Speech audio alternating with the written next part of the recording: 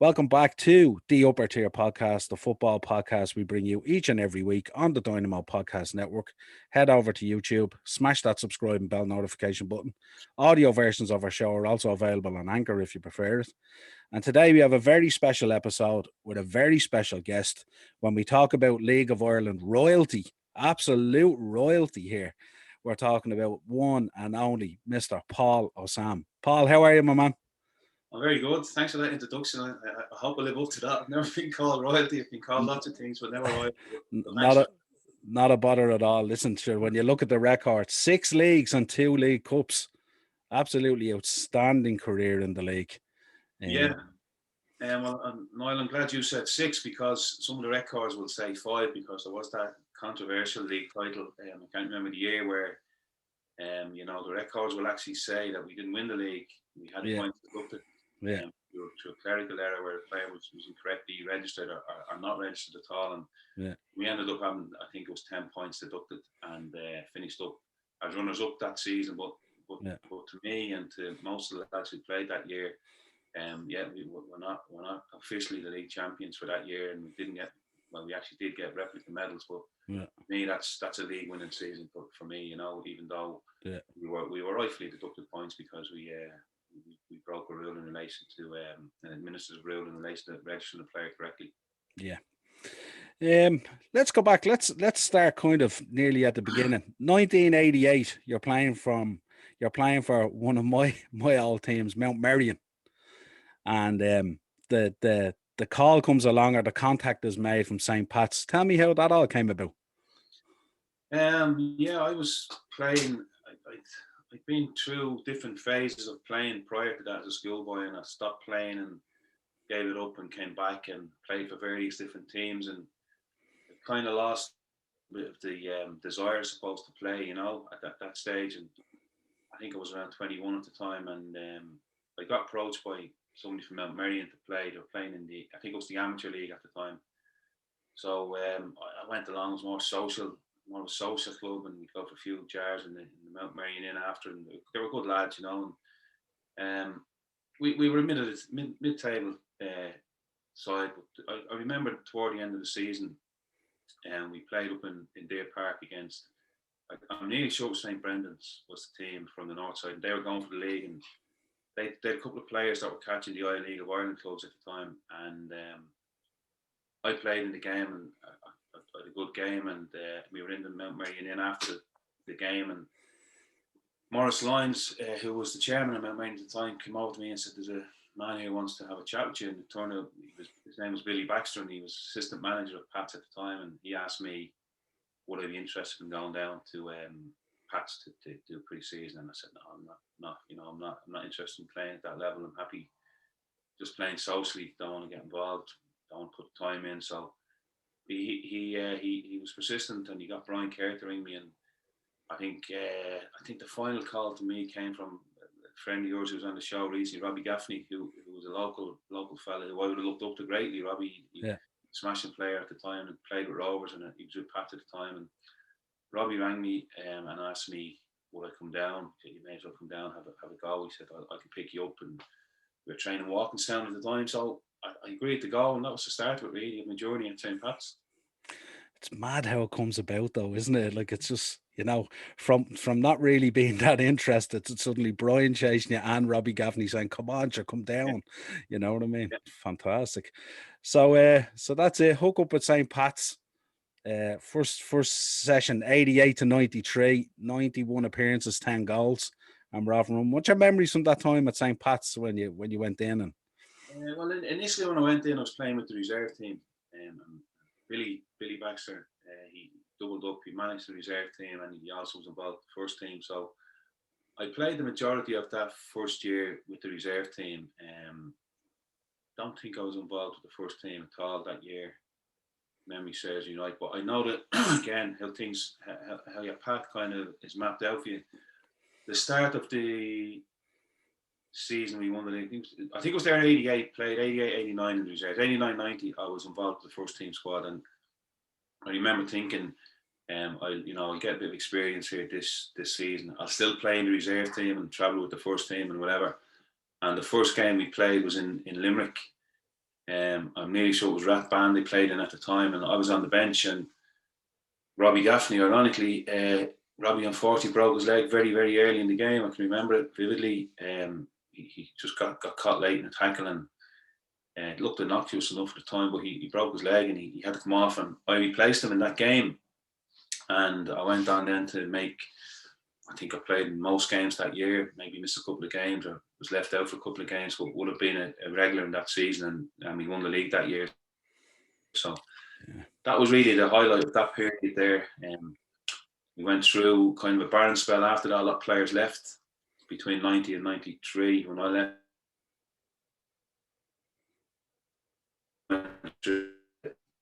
Spiral at that time. Finances weren't good and players left, and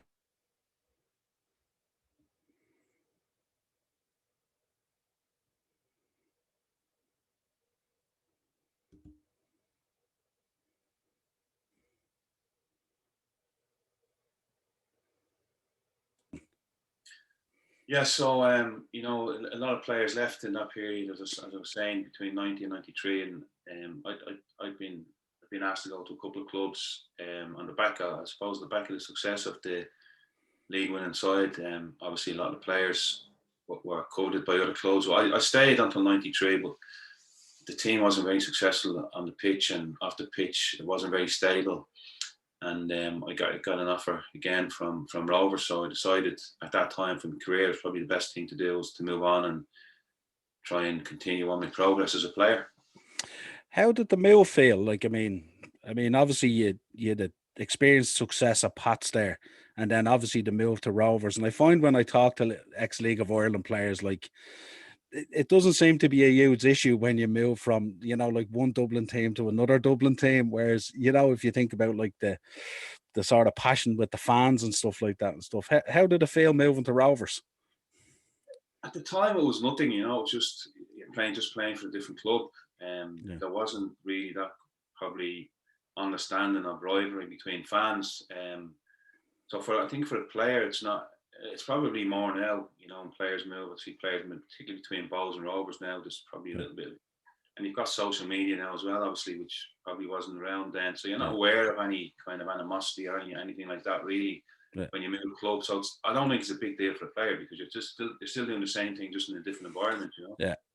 Yeah, absolutely. I remember when I spoke to James on the podcast, James Keddy, he was saying when he made the move that it was just, for as far as he was concerned, it was just a different pitch, and he just played on. You have to be professional. So tell us about the time at Rovers. Well, time at Rovers, what was a strange time for me because I think we had a really, really good side. Look, I grew up in the area, in the Dundrum kind of Georgetown area, so Rovers would have been my club. I was a Rovers supporter when they were in Milltown, so it was nice to play for Rovers, although Pats had given me the break, and I'm probably synonymous with Pats, and for obvious reasons, for the longevity I had at Pats, but I'd always had a soft spot for Rovers, you know, so to go and play for them at the time, it was a big thing for me, you know, to play for the club. And we had a really, really good side. We had a really great manager in the late Ray Tracy, Lord rest his soul. You know, Ray was very good initially to me. I found him really easy to play for. I thought he was really good with the players. And as I said, we had a really good side. From Alan O'Neill, Gino Brazil, Peter Eccles, John Nolan. You know, we had midfield Derek Tracy, John Toll, Derek McGrath, Terry Evans, Stephen Gagan, Alan Byrne. We had a really, really good side, you know, fantastic side. Chippy Kelly played at right back as well, so I'm not missing anybody, but we had a really good side, really, really good side, and we were bombing the league. I know we were playing in the RDS, and we were playing a lovely brand of football. It was really enjoyable to play in, scoring lots of goals, winning games comfortably. And for me, unfortunately, I tore my cruciate ligament game 18 against Monaghan United in the RDS. So that was a big blow for me in the season. Obviously, didn't play again that season. We went on to win the league, and it was a bittersweet kind of season for me because I had the injury, and it was quite a serious injury. Still is, but back then it was probably even more serious, and probably wasn't as much known about it in the rehab of the injury, and there probably wasn't as much sports science behind, the detail of rehab. So, yes, I had a rehab program, kind of left your own devices to a certain degree. And look, there's lots of things happened. I had a disagreement with the club.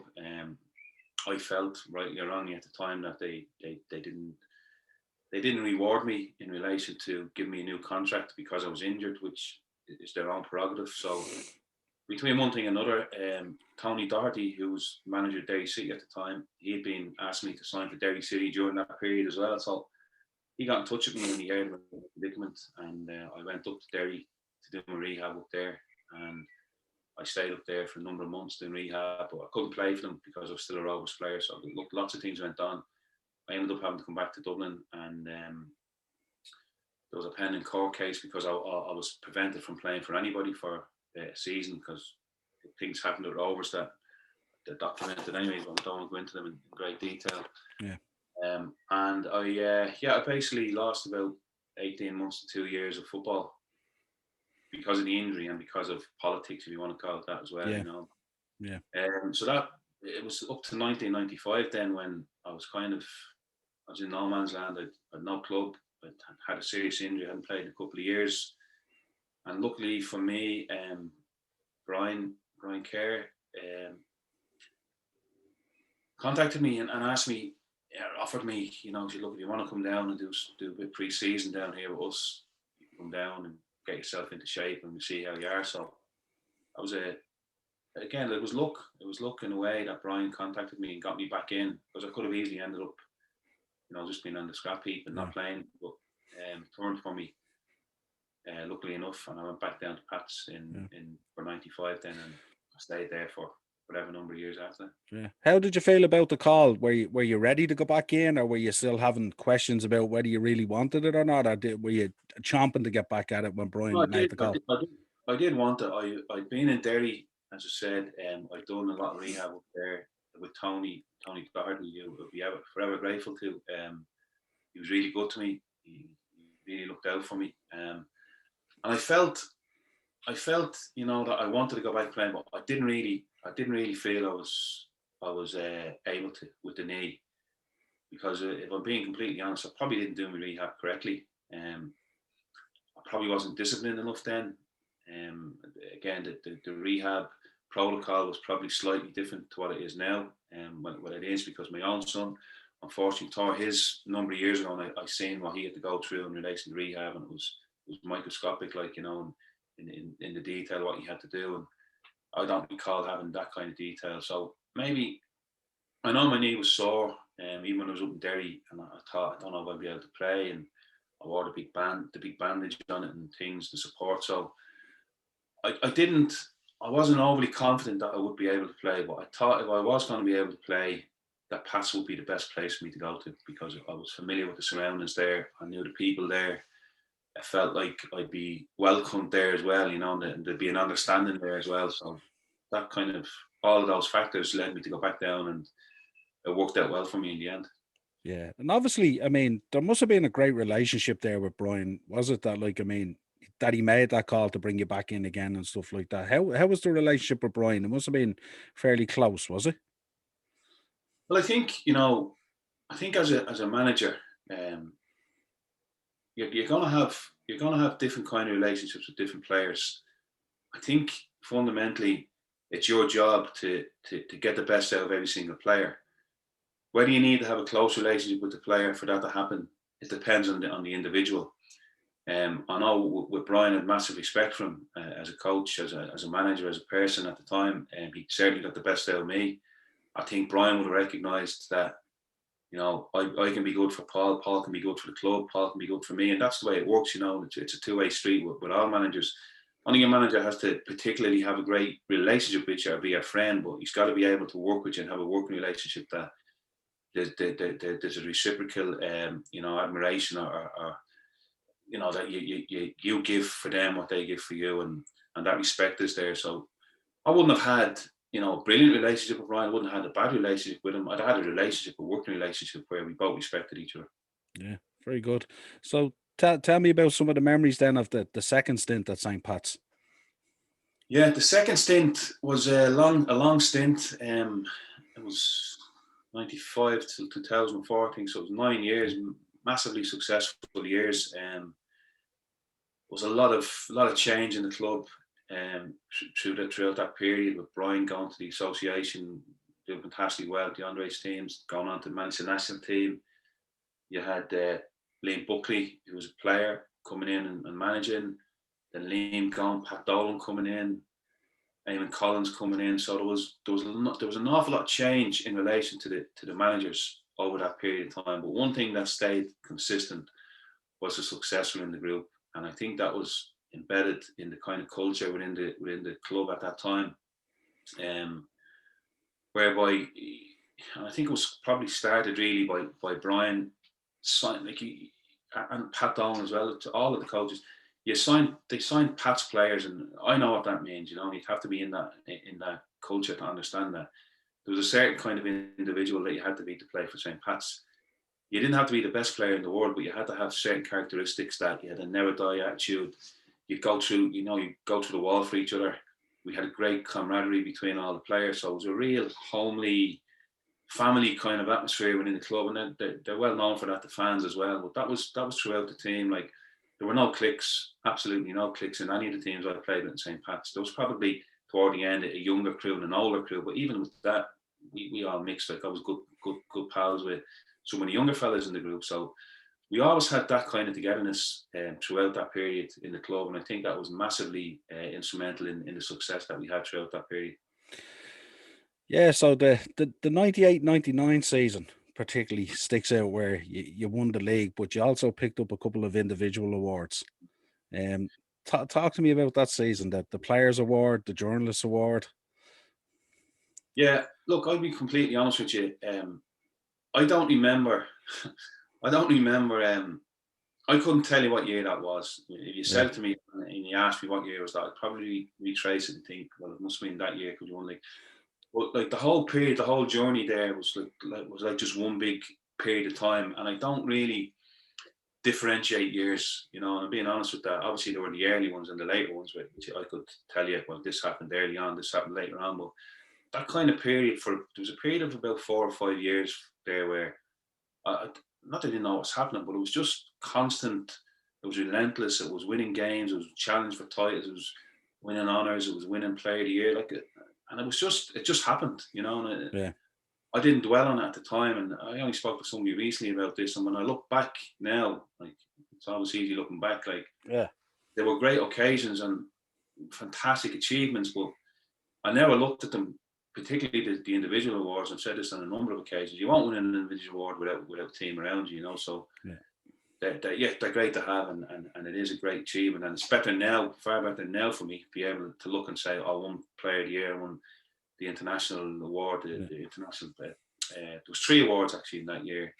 Soccer Writers, the Players, and then there was the Opal, I think it was at the time, and I won all 3. But at the time, when I won all 3 at that time, I never looked and said, I'm after winning the 3 of them. That never really resonated with me. It was just, it was nothing really, It's just we were winning, and it was more important that the team was successful and the club was successful around those times. So it's kind of a blur in relation to identifying dates and years and seasons throughout the whole period, because it was just so successful and so enjoyable. It was like just a journey that we went on together, with the club. Well, they say that about successful teams, that they're so driven and they're always looking forward that they don't have time to enjoy the moment at that time and stuff. So, yeah, absolutely. So then you mentioned, obviously, 2001, 2002, you win the league, but you docked 10 points or 15 points, I think it was, for fielding an unregistered player. What was the feeling at that time? It was one of great disappointment initially. But then it was soon, I think, most of the players who would have played, I think it was soon, and I go back to that whole togetherness that we just said, look, there's nothing we can do about this. It's out of our control. And there was a clerical error made and an administrative error made. But look, what we achieved on the pitch, we're champions. We were the best team on the pitch again, probably for the 4th time in 6 years. We accumulated the most number of points on the pitch. So the fact that we didn't win the league that year, officially, we did in our minds, and we celebrated as if we won the league. And I've said this on a number of occasions as well. Medals to me are just materialistic things. I couldn't tell you where my league medals are, but I can tell you that the memories of winning the leagues are embedded in your head. You know, the joy that you experienced at the time will never leave you. You know, it's always there with you. So that was a bittersweet year for us. I think it was probably the best season we had, believe it or not, in relation to how we played. I think the number of points we accumulated, could be wrong, would have been right up there with a record number if we hadn't been deducted points. There was probably a little bit of pressure taken off us because I think there was still a number of games to go when we were deducted points. So it would have been very, very difficult for us to win the league. I don't think we mathematically could win it after the points were deducted. Yeah. Unless Shelbourne had a calamitous collapse. But I think we won the last 5 games of that season comfortably, playing really good football. I can remember, I'm nearly sure it was Derry City we played in Inchicore, and I was fortunate enough to score. And then I can remember celebrating with Eamon as if we'd won the league, you know. And that was just a game. That was just a game in the run into a season that we couldn't win. But still, we celebrated that. I personally remember scoring and running over to the sideline and celebrating as if we'd won the league. So the whole thing of the deduction of points didn't affect us. It may have taken a little bit of pressure off us, but at the end of that season, when we looked at it, we were the best team. We got the most points on the pitch. Yes, there was an error made in relation to a registration, so we're going to be punished. That's life. Let's get on with it, you know. But we didn't dwell on it. And as I said, that's you rightly said at the start. 6 league medals, so there's 5 probably on an official record, but there's 6 in there, and I don't know where any of them are. Yeah. Well, any of the official places I looked up has 6, so that's a good sign anyway. So that's a testament to the team, really, you know. And then obviously the European spot, Shell's got the European spot. Was that the period then? Was that the trigger really for Shells? Did they kick on then, and then they started seeing some success at that stage? Am I right in thinking that? Yeah, I think there was always that era, that late era in my playing days. It was always ourselves, Cork and Shells. I think it was always the 3 of us challenging. Never a huge amount between us. And yeah, you could be right. I think Wesley started playing toward the end of my days with Pats. Wesley was in the team. Tony Sheridan had come in. They kicked on from that. I don't know whether that was the catalyst for them to kick on. The fact that they won that league that year, I think that would have happened anyway, you know, because they were kind of developing into a really, really good side at that time, and we were probably coming toward the end of an era where we had been massively successful, and there was a big change in relation to players, and you know, some players had left and some players were coming toward the end of their careers, and I think it's a natural cycle within clubs. I don't think, you know, in too many countries the one club is dominant throughout a massive period. I think you get cycles of where 2 or 3 clubs dominate, and then they might fall off a little bit and somebody else dominates, and that cycle just continues on. Yeah, I skipped over one thing I wanted to mention. Weight Watchers. Talk to me about Weight Watchers. I had to mention it. It's mentioned it was the first time a League of Ireland player had been involved in a nationwide advertising campaign. Talk to me about that and how that all came about. Well, I Pat Dolan was manager, and you know, Pat was great for me. He really was. Huge time for Pat, and huge admiration for him, and probably didn't that at the time, you know. I probably didn't really appreciate at the time, but how good he was for me in my career. But there was a period in my career where, you know, maybe I was putting on a little bit too much padding for the winter, time to keep me warm, you know. So Pat recognised this, and he kind of got on my case a little bit, you know. And I think it was around the time when I was due a testimonial as well, and Pat would have been very strategic, you know, and saying to me, you might play much this year. And look, I was getting to an age where it was harder to keep the pounds off as well. And I can remember thinking to myself, geez, I better get myself in shape here. So my wife at the time, well, she's still my wife, not my wife at the time, would have, as many women did, and probably still do, attend Weight Watchers occasionally.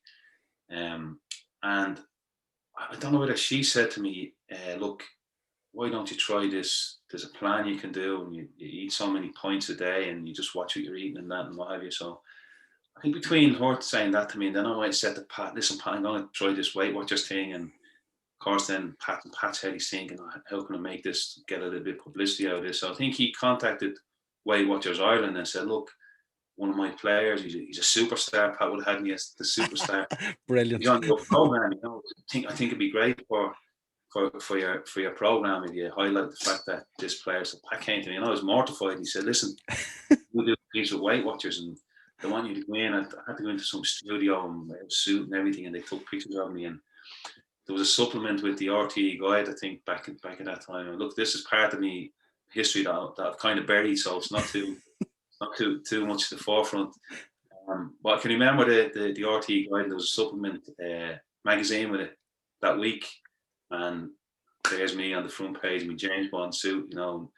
The headline is League of Ireland star joins Weight Watchers or something like that. Now there wasn't as much to it as met the eye. It was a bit of a publicity stunt and it was a bit gimmicky. But to be fair, like to look on the real, the reality side of this in relation to Pat Dolan as a manager, Pat to me was and still is the best motivator I've ever come across in relation to. You've got to understand the game as well, notwithstanding that, but in relation to motivating players and getting the best out of players and making players believe in themselves, he was beyond his years. He was really, really good. Yeah, it's mad to think the thinking, isn't it? Like you rocking in saying, I'm going to try this Weight Watch, and he's going, how can the club get a little bit out of this now? Hang on a minute. Very good sponsorship as well. I think they did. They had some link up with the Weight Watchers. Brilliant. Gas. So 2003, again, win the League Cup. Eamon Collins is in there, your captain on the side, win the League Cup and narrowly miss out on the FAI Cup. What was your memories of the two cup runs? The League Cup, not too much. If I'm right, we may have won a two-legged final against, I'm not too sure, maybe UCD, or maybe that was a semi-final. But I'm being honest, it's not something that I look back on. Cups, and it's not an excuse, cups to me weren't massively important because, any team can win the cup. I'm not belittling the competition, but it really is an opportunity for a team that's maybe not top team to win a trophy. I would have loved to win an FAI Cup, don't get me wrong. It's something that I've never done, and if I was looking at collection, of achievements, it's not there for me and it's missing. I don't remember a huge amount about the League Cup victory. The FAI Cup was the Longford one, I think it was, in the Aviva in Lansdowne Road at the time. I can remember that, and my memories of that were that I'm on my last legs here, that certainly wouldn't have said it to too many people at the time, but I can remember not being able, in the Lansdowne was a big pitch, it'd be bigger than the pitches we normally played on, and I can remember that game and saying, I can't do this for much more, I can't do this much longer, I'm not able to, you know where you want to get to, you know what you want to do, you know what area the pitch should be in, we just can't get there, and you're fatigued and you're aching, and it wasn't very nice for me. It wasn't very enjoyable. I didn't really enjoy it. And you lose as well, which doesn't help. I think Keith Fahey may have got a red card early on in that game, and which compounded for me the amount of ground you had to cover as well. So not a good memory. Don't have too many good memories of the FAI Cup because '96 was similar. On the flip side, Shelbourne had a man sent off, and we failed to capitalise on that. So the cups, I don't have. The FAI Cup, I don't have really no fond memories of it because we lost in two finals. And the last final, aside from the fact we lost it, it was really probably the point in my career where I thought, I'm at the end of the road here now. Yeah. So we'll raise the mood here. Let's go back and talk about the testimonial, and we'll talk about. Now our listeners and viewers will know this man won Paul McGrath. Talk to me about the testimonial. Well, the testimonial was, given to me, granted to me by Pat, as I alluded to earlier on, and I'd known Paul. I hadn't known Paul very well. I met him a couple of times, so I got a number for him, and I rang.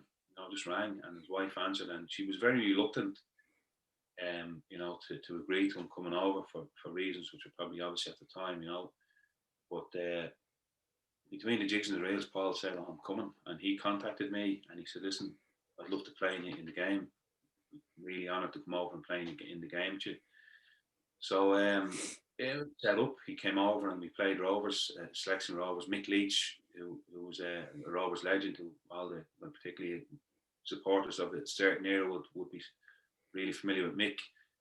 Mick was probably, I don't know what age Mick is now because he still looks 21 when I say he's in great nick, but he played in the game and he must have been pushing on 50, I'd say, at the time. I hope I'm not being overly overestimating his age, but no, Mick was a great fella. I knew Mick well at that time. I used to see him around in different jobs I worked in and things, and Mick played and a few different Rovers people came back, and Damien Richardson managed that team, and Brian came in. I think Cyril Walsh maybe helped out managing. Not that Brian managed the team for me, but that's. And yeah, Paul came in and we picked him up at the airport. Myself and pal of mine came. And he stayed the night, and he headed back off. Then, but it was great honour, and I've got some great photographs and some great memories in the dressing room with Paul and him playing in the game. And even at then, he was a fantastic player. Gentleman came back to. We had a bit of a celebration back in the city centre. He didn't hang around. He came in. He didn't want to be around the temptation of having to, have a drink and that. And he said, "Listen, I'd love you to come down, Paul, we had a private function in a club." And he said, "I'll come in." He said, "But I'm not staying." So he came in and showed his face, stayed for half an hour, had a couple of glasses of water, and then he was gone. He went off to, I think, to wherever he was staying, and that was that. But brilliant time for me. For my family as well at the time. It was great. It was great honour to be given a testimonial by the club. Yeah, and an absolute icon of Irish football, really, so fantastic. Move on then, start moving out and moving into coaching, and also some media work. How was the transition into media work? Well, the media work came about just by default, really. It wasn't something that I ever planned to do or anything like that.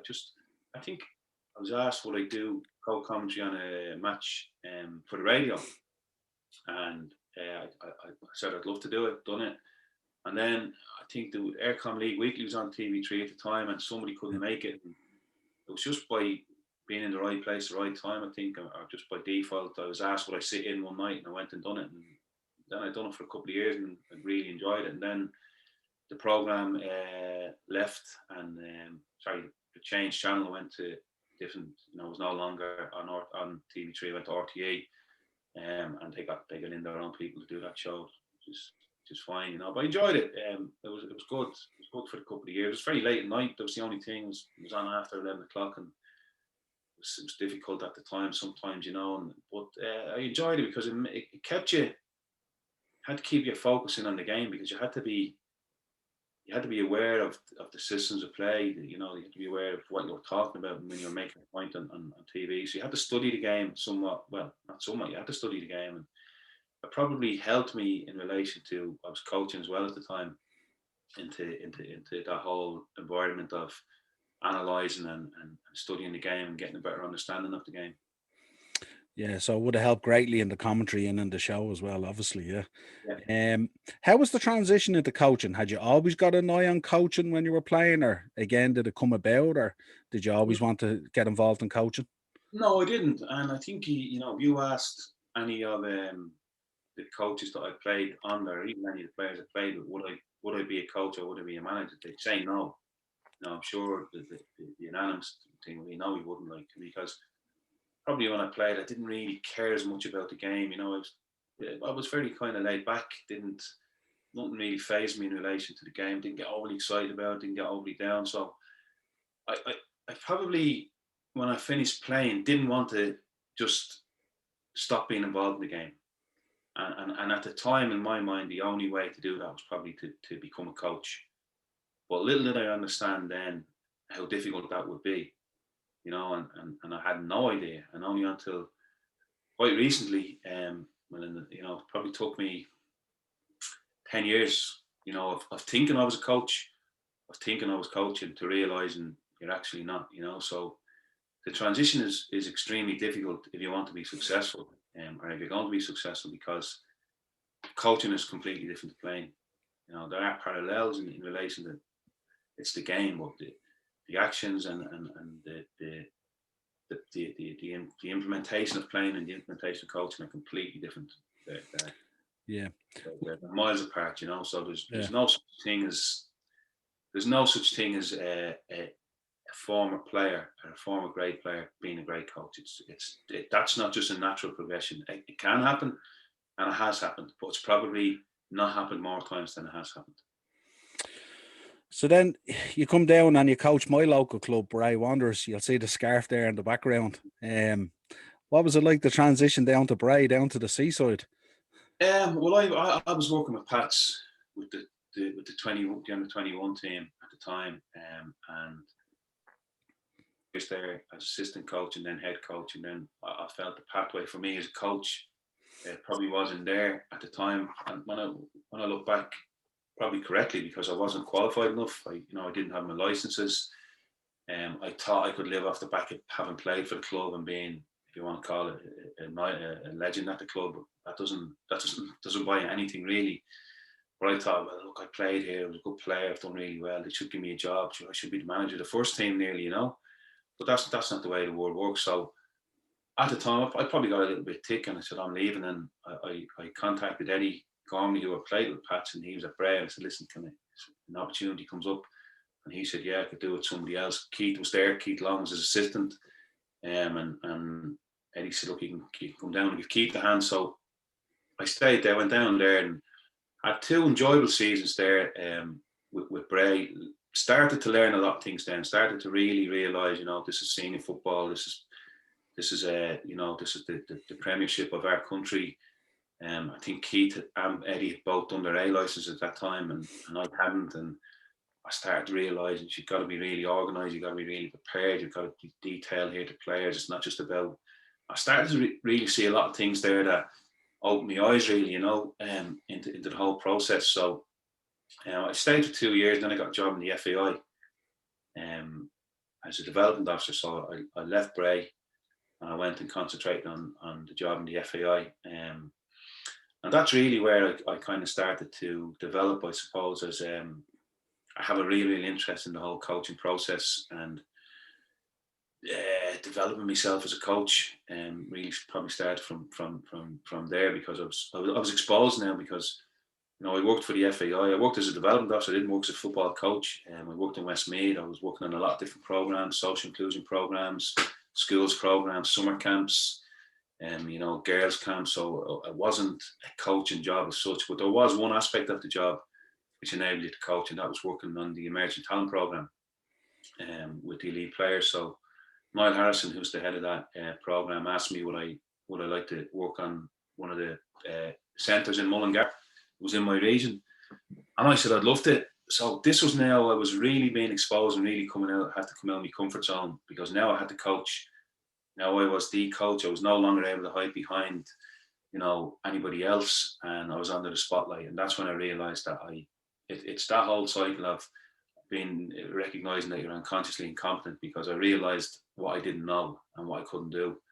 And I think once that happened, and it was a career changing instant for me. I'm not going to go into it, but an instant occurred whereby I was completely exposed, and I was stripped, and I thought, shit, it's sink or swim here now for me. So I decided I need to go back and I need to educate myself properly, reintroduce myself to coach education. I had done my B license many years previous, but I was way out of tune with common training, common coaching methods and how to educate players. And you can't just tell a player to do something. I felt, why can you not just do this? I could do it, but that's not right. No player like you are, and every player is different, and every player has different needs, and as the coach you need to recognise that. So I worked really, really hard. I worked extremely hard on my coaching, on my education. I done my A license, and soon after that I was lucky enough to get the job on the 16 international team as the head coach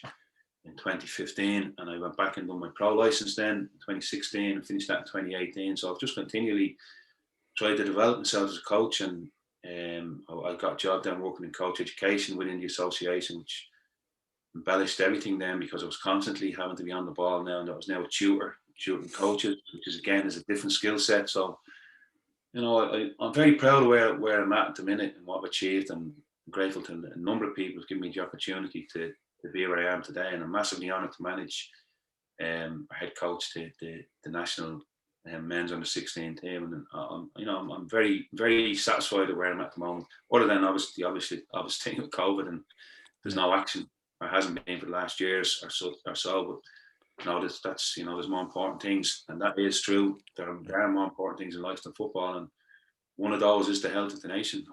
Fortunately, we're in a position to be able to contribute to prevent the spread of the disease. Yeah. How would you compare the coaching, say, of a day-to-day club, if you like, let's say like a Bray Wanderers or a St. Pat's? How would you compare that dynamic to, say, the coaching of an international side? Is it a very different dynamic in terms of like the time frame you have with the players and all that kind of stuff? Yeah, it's extremely. I won't say it's extremely difficult. It's obviously more difficult with an international team because there are a number of facets. You don't have the players all the time. You have much less contact with the players. You've got to prepare the players in a really short period of time. The players are coming from different clubs where they may play different systems of play, different styles of play. They may be asked to do different things at their club. So it's very, very challenging. It's very, very challenging. I'm not saying it's easier or it's harder. With a club on a day-to-day basis, that has its own challenges and brings different challenges. So there are different sets of challenges. I know at a club level, sometimes you have so much time. It's difficult at times to get, what will I do in this period? And you might end up just doing stuff for the sake of doing it. Whereas our time is so vital at international level that every single minute of every single session of every single team meeting is vital in relation to preparing the team for the game. So the different challenges, though, I wouldn't say one is more difficult than the other, but they're just two different sets of challenges. Yeah, obviously, I mean the difference in the time available obviously makes it that more dynamic, that you have to use every single minute you can. You have to hit the ground running. You can't waste any time at all because of that shortened time frame that you have with them. Absolutely brilliant talking to you, but we can't let you off the hook yet. We always get a few little questions in at the end that we spitfire at people. Hard one to call because I know you played with so many great players. A favorite player or players that you played with? Who sticks out in your mind? That I played with.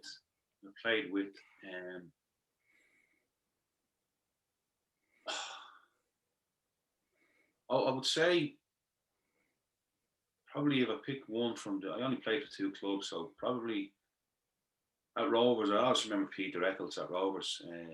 Pete was centre half. He was just fantastic. He was a character.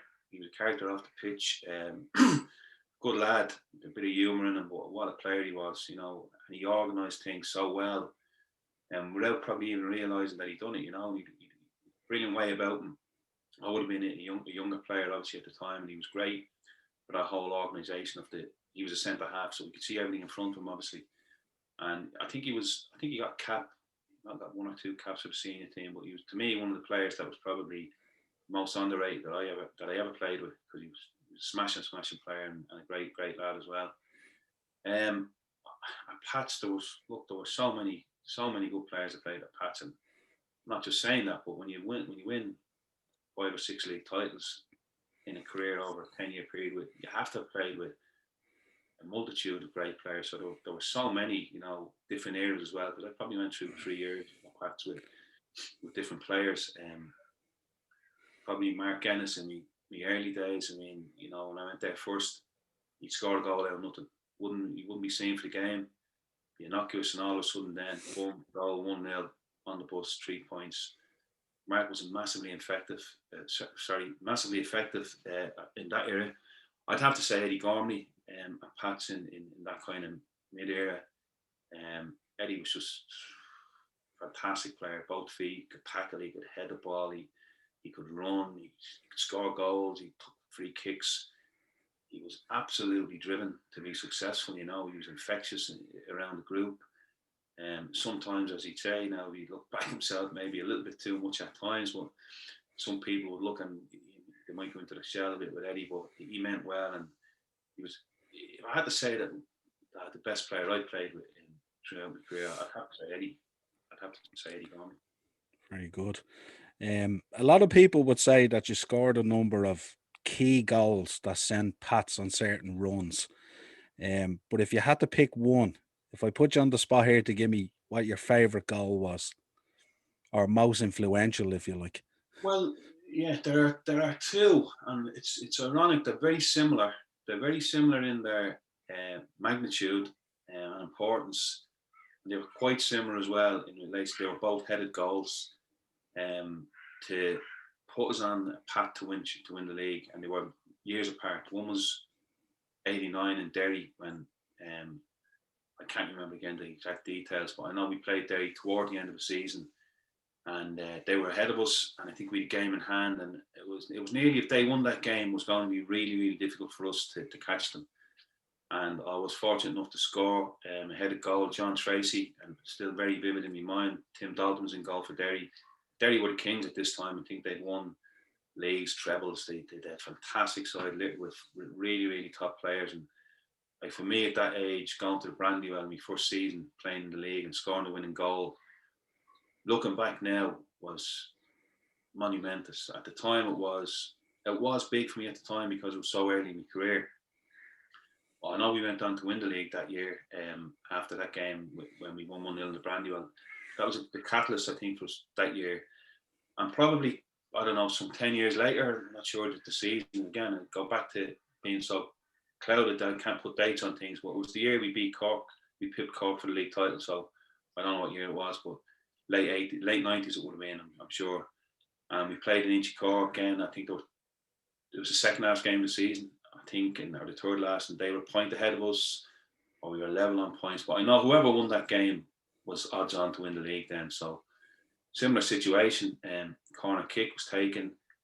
I think Martin Russell took it. I remember Martin Riley heading the ball back across. And again, are you fortunate to be in the right place at the right time, or is it a sense of picking up good positions? I don't know, but I was there anyway to nod it in at the back post, and we won that game 1-0, and we won the league as well that year. So they're probably two. I was to look back and say what goals are the most important. I would say those two goals, and they were years apart. I think they might have been 10 years apart, and very similar in their magnitude, as I said, and the importance of them. Yeah, you don't give yourself enough credit. I'm saying you picked up good positions. I'm not putting it down to luck whatsoever. The last one is always one that you have to have a bit of a think about. If you could spend an evening and have dinner with anyone, alive or deceased, who would it be? That I've met? Either you met or anyone worldwide. Doesn't even have to be involved in football. If you could have dinner one evening with anyone, alive or deceased, who would it be?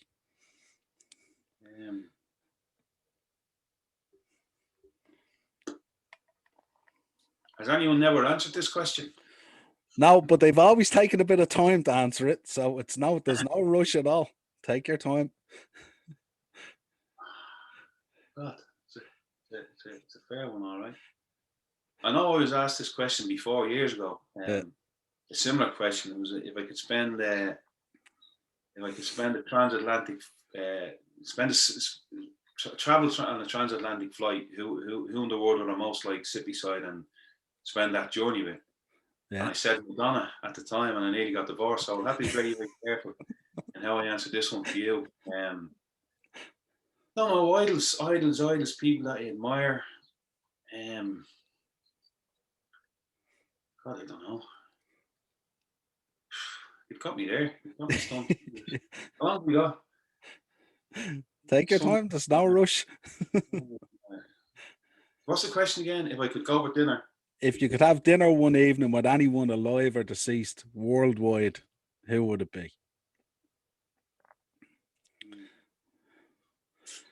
I suppose you have to start. Would it be someone involved in football, or would it be someone outside of football, maybe? I'm trying to think, because I never really. I'm gonna try and get myself out of this question. I never really supported any club. Like, I'm genuine, and even today, I don't have a favourite team. So I would have never looked at any player and said he's my favourite player. I would have just admired a multitude of players playing at different clubs and different eras.